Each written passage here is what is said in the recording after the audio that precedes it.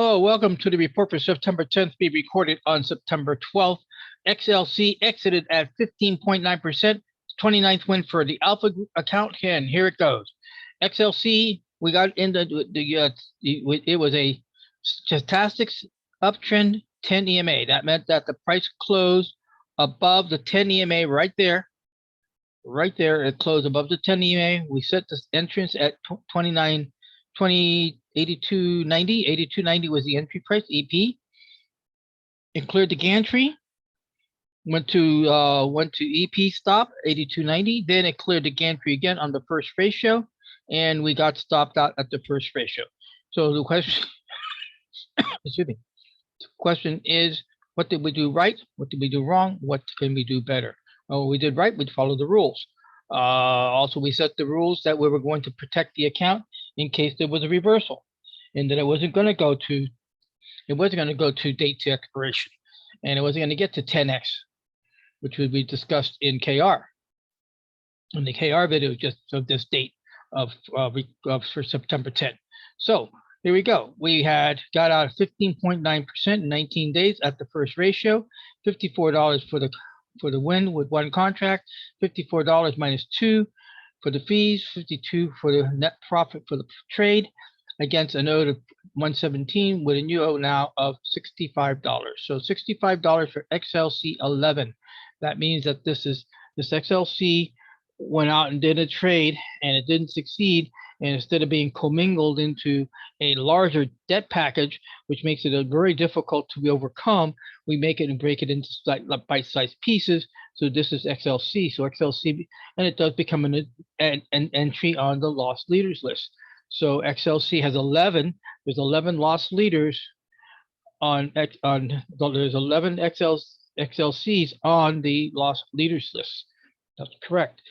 And so the lost leaders list, when we do the scanner, only shows like 45 into the 650 something, and that's because some of these ETFs repeat because they owe money to different entities or different conditions that went and occurred. So what we did right, what we did wrong, and what we can do better. What we can do better is really nothing. I mean, this strategy produced profit, and that's what it counts at the end of the day. And that we did maintain stops. What could have been done better is scalping. That's right. And scalping has become very popular now in the trading genres. And that is what scalping, how you do scalping on ratio trading. Very simple. When price closes above the ratio line of the one risk ratio, like here, then you move it, you stop here.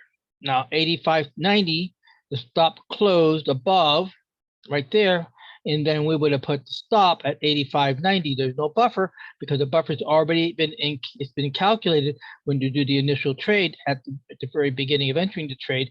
So 85.90 is 85.90, and then you would have been stopped here at 85.90, and would have picked up approximately maybe, well, 84.40, $1.50, 75, $1.50 is the movement between the first and second ratio, and then delta 50. So then for the option, to get the option value, so $1.50 times 50% delta makes it 75 cents. 75 cents times 100 contracts is $75. That's right, ladies and gentlemen. We would have picked up $75 plus maybe and lost the $2 in fee and had enough to pay back the owed, and then this would have been retired off the lost leaders list and gone to the winner circle, and that's scalping. And it has been on my radar about scalping.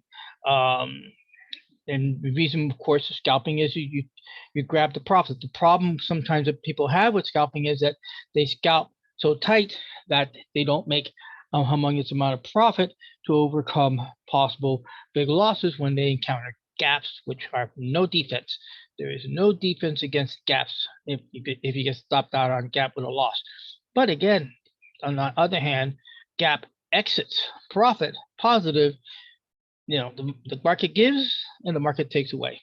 So with that said, though, XLC has owed $65, and that is it for today for the report for XLC profit of 15.9%, 29th win for the Alpha account. And I thank you very much for stopping by and checking out XLC.